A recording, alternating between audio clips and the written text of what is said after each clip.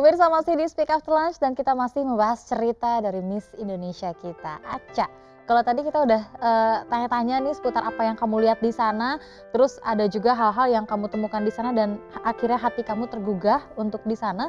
Tapi apa yang awalnya, apakah ada resistensi gitu dari anak-anak yang ada di sana atau warga yang ada di sana ketika kamu masuk, ada nggak sih?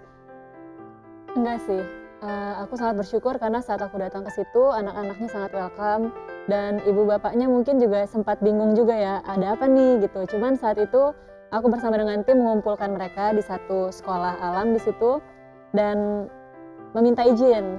Kalau misalnya aku ingin membuat proyek, aku ceritakan proyeknya seperti ini dan membutuhkan bantuan kerjasama dan gotong royong juga dari ibu-ibu, bapak-bapak. Dan di situ aku juga sempat memasukkan bahwa supaya mengizinkan anak-anaknya juga bisa semakin rajin sekolah dan pentingnya edukasi karena kan memang terkadang karena sudah terbiasa anak-anak juga mengikut orang tuanya jadi untuk memulung jadi akan lebih baik apabila orang tuanya juga sekarang mulai mengarahkan edukasi lebih penting seperti itu. Jadi awal-awalnya kita mengumpulkan warga di satu tempat dan bersyukur sekali sejak saat itu mereka sangat welcome juga, sangat selalu menunggu-nunggu kedatanganku setiap minggunya dan sampai dari awal sampai akhir mengerjakan 5 proyek, ini benar-benar aku merasa bahwa aku mendapatkan keluarga baru di sana. Anak-anaknya juga nggak sabar kalau misalnya aku datang, sering ngajak main juga, sering minta ajarin ini itu, jadinya bersyukur sekali bahwa aku bisa berdampak baik di situ dan Jadi diterima. seneng juga ya ketika ke sana ternyata sampai kedatangan Acha nih sampai ditunggu-tunggu loh sama anak-anak di sana. Kapan nih Kak Acha datang lagi gitu lagi ya. Iya. Nah, tadi ada dibilang ada 5 project. Mbak Nenong ini sebenarnya project apa aja sih yang ada di sana? Ada 5 project tadi. Yang pertama itu ada sekolah ya. Jadi sebetulnya sekolah itu memang sudah ada sebelumnya yang dibina oleh Yayasan Insan Mulia di bawah bimbingan Pak Nadam ya. Tapi itu memang sudah udah usang gitu ya, kayu-kayunya juga sudah mulai kena rayap gitu. Saya pikir kami pikir ya ini sayang sekali kalau misalnya ini anak-anak ini kan kita ingin sekali mengangkat mereka dari situ. Nah, sekolah ini kan salah satu yang setiap hari mereka bisa kenal baca tulis yang mungkin bisa mudah-mudahan bisa menjadi gerbang mereka untuk keluar dari situ gitu ya. Nah, lalu selain itu pendidikan untuk supaya bisa anak-anak itu lebih kuat kemauannya untuk untuk mengejar pendidikan, artinya untuk bisa menjadi seseorang yang lebih dari sekedar yang mereka sekarang gitu ya, mengubah mindset itu.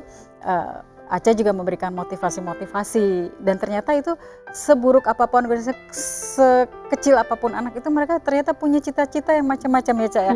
Nah sesudah itu kita beri motivasi lalu untuk supaya mereka bisa keluar dari situ kan tidak mungkin hanya digarap anak-anak artinya untuk ini orang tuanya pun yang menjadi kunci itu juga harus harus diberi sesuatu gitu ya. Nah akhirnya terpikirlah dibuatkan kolam lele lalu siapa tahu mereka suatu hari pulang ke kampungnya mereka bisa beternak lele gitu ya. Tapi lele pemasarannya seperti apa? Terus Acha bilang, "Oke, kita ajarkan buatkan abon lele." Acha carikan juga mesinnya sendiri Acha ya. Gitu. Jadi buatkan abon lele ya seperti itu kira-kira gitu. Wow, luar biasa. Jadi ya. Diusahakan selengkap mungkin supaya hasilnya tuh bisa benar-benar berdampak seperti yang kita harapkan gitu. Hasilnya optimal, jadi bantuannya Ya. itu nggak setengah-setengah, semuanya tuh full gitu ya di sana.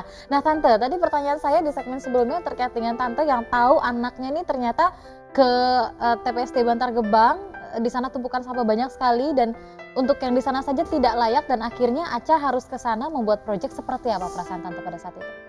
Bersyukur sih, karena memang jauh hari sebelum Acha masuk ke sana, saya sendiri sudah punya satu proyek sosial di sana yang kita namakan Rumah Roti. Kita buat satu rumah singgah di sana, agak jauh sih, nggak di dalam lingkup situ.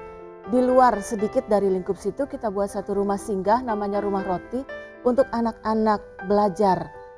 Dan kita mulai sosialisasikan, kita mulai datang ke sana, tapi ternyata nggak berhasil. Karena pada waktu itu orang tuanya bilang anak-anak kan perlu mulung, kita semua perlu cari biaya untuk hidup. Jadi kita sempat tanam 2 tahun di sana dan tidak berhasil. Jadi saya menganggap pada waktu Acha masuk ke sana, saya berpikir ini kelanjutan Misi yang sudah dibawa sebelumnya ya? Iya betul. Jadi saya bersyukur sekali karena Aca bisa terjun langsung di sana, diterima oleh masyarakat di sana, berdampak di sana. Ini sesuatu yang ya membanggakan, sekaligus juga satu hal yang saya rasakan, aduh Tuhan, terima kasih ya Tuhan ya, anak saya bisa melanjutkan apa yang saya bangun pada waktu-waktu yang lalu. Baik, ini kalau dilihat ceritanya nih, sebenarnya dari Tante Sylvie saja jiwa sosialnya sudah sangat besar begitu. Apakah itu yang memang diturunkan ke Aca, belajar untuk sosial seperti itu dari sosok Tante Sylvie atau seperti apa? Dari sosok keluargaku secara keseluruhan sih.